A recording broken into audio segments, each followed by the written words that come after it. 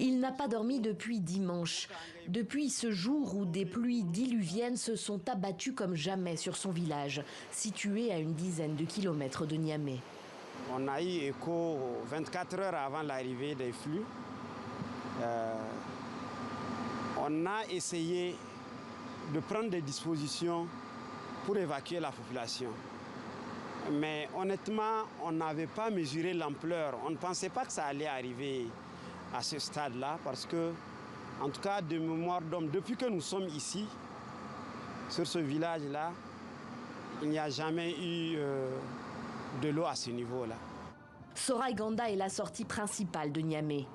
La commune se trouve sur la route nationale numéro 1, la plus longue du Niger. Un axe clé qui relie la capitale à la ville de Difa, à l'extrême est du pays.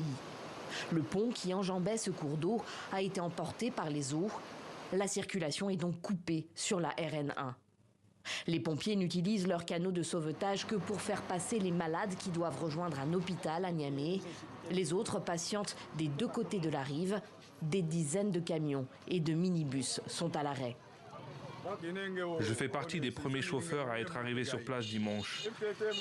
À ce moment-là, des petits véhicules passaient encore, mais l'eau avait un tel courant qu'il a coupé le pont en deux. Et on a été bloqué par la police. Je devrais déjà être à Zinder aujourd'hui. Les travaux de réparation du pont ont commencé, mais les autorités ne savent pas quand ils seront terminés.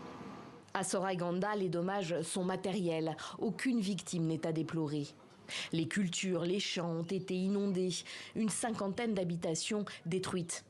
La famille d'Alimatou vient désormais passer ses journées dans la cour de leur maison, partiellement écroulée, mais passe la nuit ailleurs. On ne connaît pas la provenance de l'eau. Nous dormions tranquillement quand l'eau a envahi toutes nos concessions et a tout détruit. On a pu être sauvés par des voisins et nous nous retrouvons dans une école en attendant. Une trentaine de familles a trouvé refuge dans cette école. Il pleut ici pratiquement tous les jours depuis le début du mois d'août.